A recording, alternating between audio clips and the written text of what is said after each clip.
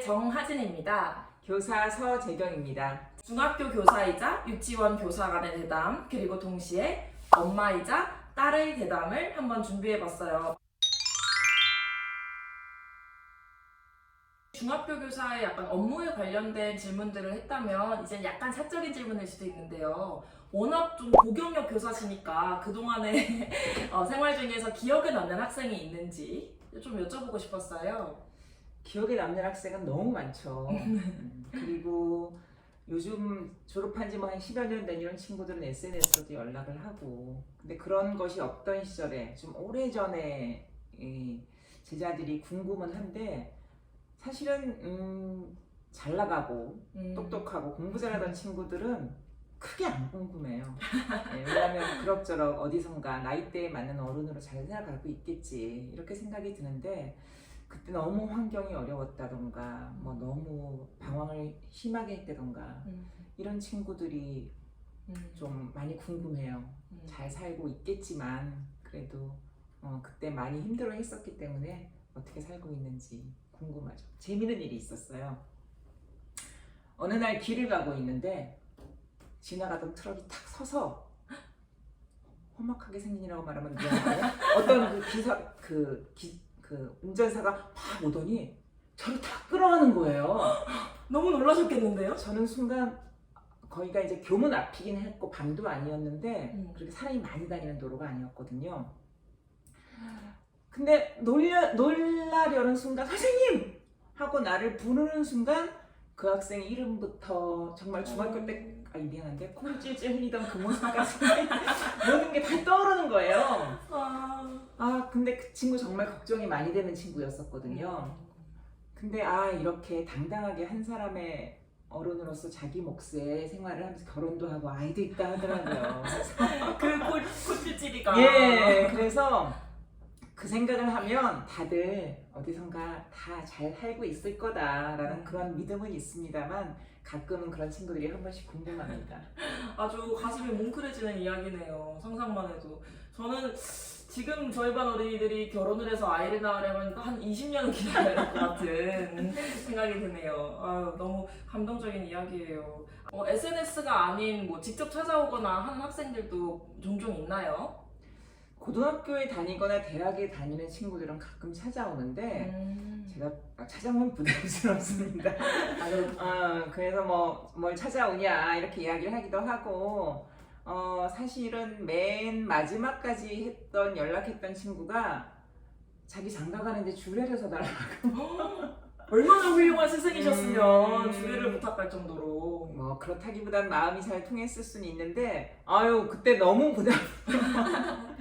예, 그 친구가 가장 최후까지 만났던 친구긴 하고요. 뭐 대학 때까지는, 그러다 연애를 하면 보통 잘 안 오기 시작합니다. 바빠지는 시점이군요. 그렇죠. 예.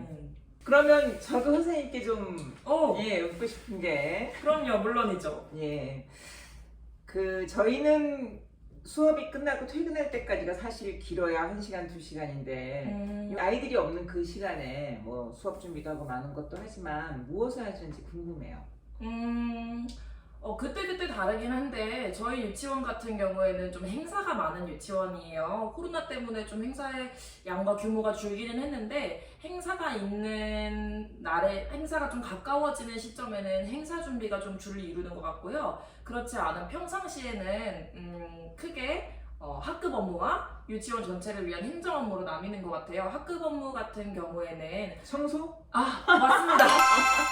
아이들이 하원한 직후에는 교사들이 직접 청소를 하고 있어요. 그래서 많은 부분 좀 계시는 직원분들이나 아니면 부교사 선생님들이 도와주실 때도 있지만, 정리정돈 같은 경우에는 교사가 직접 하면서 좀 아이들의 발달에 대해 이해하는 바도 있는 것 같아요. 아직까지 이 정도로 작고 세세한 교구는 아이들이 정리를 혼자서는 잘 못하는구나. 아니면 이 교구를 여기에 배치했더니 아이들이 정리를 좀 더 수월해 하는구나 라는 걸 정리하면서 느낄 수가 있어요. 또 그날의 수업을 돌아보는 일지를 써요. 그래서 수업뿐만이 아니라 자유놀이 중에 아이들이 어떻게 생활했는지, 어떤 놀이가 관찰됐는지, 이 놀이에 이런 것을 지원해주면 더 이렇게 놀이가 발전할 수 있을 것 같다든지 하면서 하루를 돌아보는 일지를 쓰고요. 그 일지를 쓴 이후에 그것을 바탕으로 또 다음 날의 수업과 다음 날의 일과를 계획하고 있어요. 놀이 과정이 개정되면서 그런 좀 놀이 중심 일과가 아주 강조가 되고 있기 때문에 아이들의 놀이를 하루 동안 잘 관찰한 다음에 그걸 정리해서 기록하고 다양한 방식으로 기록하고 그 다음에 그것을 바탕으로 다시 계획을 하는 그런 것들이 좀 하원 후의 교사의 업무에는 많은 부분을 차지하고 있지 않나 하는 생각이 들고요. 그런 학급 업무 외에는 행정 업무가 있는데 서무 선생님이나 회계 선생님이 따로 계시는 기관도 있지만 저희 유치원 같은 경우에는 좀 교사들이 다들 나누어서 그 업무를 담당하고 있기 때문에 행정을 맡은 교사는 공문을 처리한다든지 뭐 안전을 맡은 교사는 그 안전 관련 서류 작업이나 아니면 교사들의 안전 연수 같은 걸 좀 담당해서 챙겨주고 기록한다든지 하는 일을 하시고 계시고요. 저는 담당이 좀 부회계입니다. 주회계는 아니고 부회계이기 때문에 뭐 아이들이 뭐 납부한 수업료의 수납을 잡는다든지 그 영수증을 발행해 준다든지 그런 업무를 좀 처리하는데 시간을 할애하고 있습니다. 네. 행정 업무 얘기하시니까 말씀인데 전 처음에 교사가 돼서 여러 가지 일을 하다가 교사에게 어떻게 이렇게 많은 일을 하는지 예를 들면 경우에 따라서는 제가 여행사랑 계약도 해야 되고 답사까지는 일을 하는데 그 아침에 그 전세버스를 몰고 오신 기사님들 음주 측정 이것 좀 불어주세요. 그러면 또 선선히 불어주시는 분도 계시지만 굉장히 불쾌하신 분들도 있거든요. 그래서 아니 교사가 음주 측정까지 해야 되나? 내가 전세 낸 버스의 타이어가 이게 재생 타이어인지 아닌지 이런 것도 확인해야 되나? 정말 좀 너무 다양한 요구들이 많아서 힘들기도 하지요. 그렇죠. 이제 수업 준비 외에 그런 사소한 어떤 일상생활에 필요한 업무들을 해야 한다는 걸 좀 사범대학에서 배우지 않았기 때문에 좀 예상이 안 돼서 어려운 점도 있는 것 같아요. 그렇기 때문에 먼저 이제 고경력 선생님들께서 이렇게 자세하게 알려주셨을 때 저는 너무 감사하다는 기분이 들더라고요. 그런데 이제 그것보다는 고경력 선생님들은 자세하게 알려주기도 해야겠지만 이런 일은 이렇게 전문기관에 맡긴다거나 돈이 꼭 들어야 되는 게 아니라 제도가 그렇게 바뀌어져야 한다던가 그러니까 우리는 업체를 선정하지만 그 외에 사소한 부분들은 업체에서 확인을 하는 게 맞는 거잖아요. 네. 근데 그거를 모두 교사가 하는 건 아닌 것 같다라고 고경력 교사들은 그런 걸 바꿔나가는 것도 우리의 일인 것 같아요. 지담하신 말씀입니다. 그쵸? 교권을 위해 아주 중요한 말씀을 해주셨네요. 근데 그렇게 제도적으로도 개선이 필요하고 만약에 꼭 해야만 하는 일이 있다면 어떤 기관 차원에서의 매뉴얼을 만들어서 그렇죠. 초임 교사들한테 저경력 교사들한테 알려주는 것도 좋은 방법일 것 같아요. 또 혹시 저한테 궁금하신 점이 또 있으실까요? 아까 그 중학생과 유치원생의 차이에서도 이야기를 하셨는데 아이들에게 많은 관찰이 필요한데 그 못지않게 또 학부모들과 저희는 대부분의 학부모를 1년 내내 못 보는 경우도 많은데 학부모들과의 접점이 굉장히 많잖아요. 네, 학부모님들과의 관계는 어떻게 하시는지 궁금해요.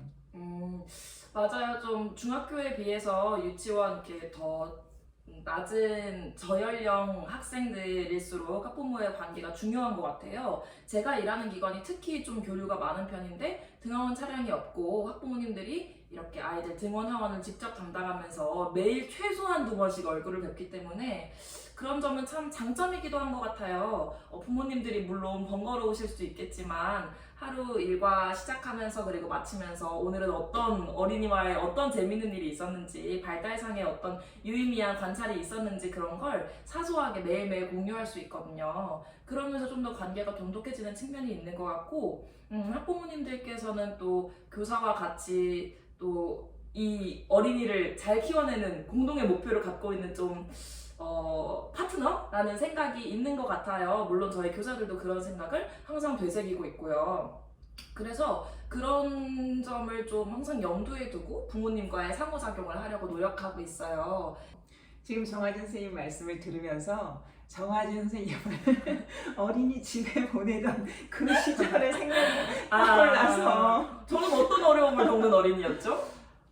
맨 처음 어린이집 데려갔을 때는 다른 어린이들보다 너무 어리기도 했고 적응하기 힘들어해서 아주 많이 우는 아이였어요. 오, 정말요? 아침에 데려다 주고 우는 아이를 두고 같이 울면서 출근을 하면 어떨 땐 학교하고 데리러 가도 울고 있는 거예요. 그럼 제 생각에는 하루 종일 울었을 것 같은 거죠. 사실은 아니었겠지만 그래서 좀 적응하는데 오래 걸리는 어린이기도 아니야 그건 아이죠. 아이기도 했고요. 또 어떤 때는 가면 아유 메론을 줬는데 메론을 다 먹고 남은 것까지 더 먹고 싶어 했다 그래서 바로 퇴근길에 메론 사서 잘라주고 뭐 이런 기억도 나고요.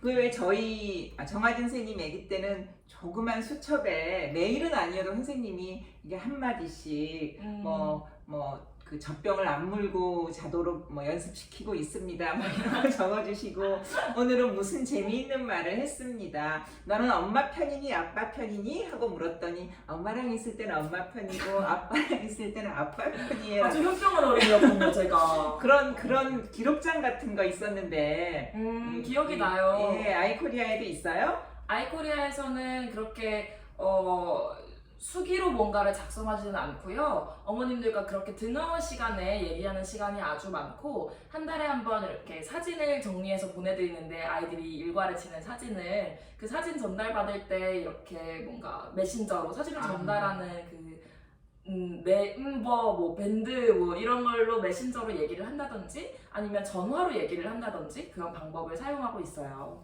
지금은 다양한 SNS가 있어서 굳이 그 예전처럼 수첩이라는 형태를 띌 필요는 없겠네요. 훨씬 더 다양하게. 그렇죠. 또 수첩에는 뭐 사진을 붙이고 그러기가 어려운데 메신저로는 사진을 얼마든지 전송할 수 있어서 그 점이 참 좋은 것 같아요. 네. 저희 중고등학교는 교과서가 있잖아요. 네. 그래서 수업 준비를 할 때 그 교과서가 가장 큰 지침서가 되는 편인데 요즘에는 이제 그러지 말라고는 하지만 그 유치원은 교과서는 없잖아요. 교육과정은 그렇죠. 있어도. 네. 그럼 수업을 예를 들면 뭐 음악 활동을 어떤 걸 하는지, 미술 활동을 어떤 걸 하는지, 신체 활동을 어떤 걸 해야 되는지에 대한 그런 것들은 선생님들이 다 각자 정하시나요? 왜 누리과정이 가장 최근에 개정이 됐잖아요. 그 전에는 누리과정 지침서가 선생님이 말씀하신 것 같은 그런 교사들의 지도서 같은 역할을 했어요. 특정 시기에 예를 들어 봄이라는 생활 주제로 활동을 할 때는 그 교육 과정이 진행될 때는 어떤 활동을 할 수 있는지 아이들에게 어떤 수업을 해줄 수 있는지 그런 예시 수업들이 다 있었거든요. 지침서 안에. 그런데 누리과정이 개정되면서 너무 그 지침서를 따르는 것이 바람직하지 못하다. 지금 중학교, 고등학교가 그렇게 교과서 위주로 돌아가는 것에 대한 비판이 있는 것처럼 그렇게 좀 아이들마다 하고 있는 놀이가 다르고 그 학급 안에서의 흥미와 아이들이 보이는 관심사가 다를 텐데 너무 그 지침서에 집중하지 말고 아이들의 놀이를 잘 관찰하고 그때그때 그 아이들의 놀이를 발전시키고 확장시킬 수 있는, 심화시킬 수 있는 그런 수업을 연구해서 준비하는 것이 훨씬 바람직하다라는 의견들이 내내 있었어서 그래서 누리과정이 개정되고 놀이 중심으로 학급이 굴러가고 있어요. 그렇기 때문에 1년 동안 뭐 예를 들어서 여름방학 전에 저희 반의 주제를 말씀드리자면 환경보호에 대한 주제가 진행이 됐는데요. 그게 맨 처음 아이들이 딱 개학을 해서 유치원에 왔을 때 가장 관심을 많이 보이는 게 유치원 안에서의 자연과 동물이었어요. 작은 동물, 곤충들에 관심을 많이 보여서 거기에 계속 관련된 애벌레에 대한 동시를 듣고 그 다음에 아이들이 직접 동시를 지어보고 애벌레가 되어서 음악을 들으면서 애벌레처럼 심체 표현을 해보고 네, 그 비슷한 아이들이 정말 잘해요. 네, 그런 활동들을 하다 보면서 점차 자연스럽게 애벌레에 대한 애정이 커지는 만큼 이 애벌레를 어떻게 보호할 수 있을지 애벌레들이 지구온난화와 환경 파괴 속에서 어떤 어려움을 겪고 있는지를 또 알면서 환경보호까지 주제가 흘러갔었거든요. 그런 식으로 딱 어떤 지침서에 따라서 뭐 이 시기엔 이걸 배우고 이 시기엔 이걸 배우고 한다기보다 아이들의 놀이 속에서 발현되는 흥미를 기반으로 계속해서 활동을 준비하고 수업을 계획하고 있습니다. 아이들의 집중도도 그렇게 수업을 할 때 더 올라가는 것 같아요. 네. 자연스러운 관심 가지고 수업을 하는 게 당연히 더 좋겠죠. 네. 이렇게 중학교 교사와 유치원 교사, 31년차 교사와 3년차 교사, 그리고 엄마와 딸 간의 궁금한 점을 좀 서로 나누어 보았는데요. 좀 궁금한 점이 많이 해결되셨나요? 네. 네, 저는 궁금한 점이 해결되는 동시에 아까 영상에서 말씀드렸던 것처럼 학생이었던 제 과거와 또 교사로서 앞으로 나아가야 할 제 미래가 좀 다시 동기부여가 되는, 떠오르는 동시에 동기부여가 되는 굉장히 인사이트 있는 시간이었던 것 같아요. 감사합니다. 네, 제가 더 감사합니다. 네, 이렇게 저희 교사 두 모녀 교사의 대담을 마쳐보려고 합니다. 시청해주신 분들 모두 감사합니다.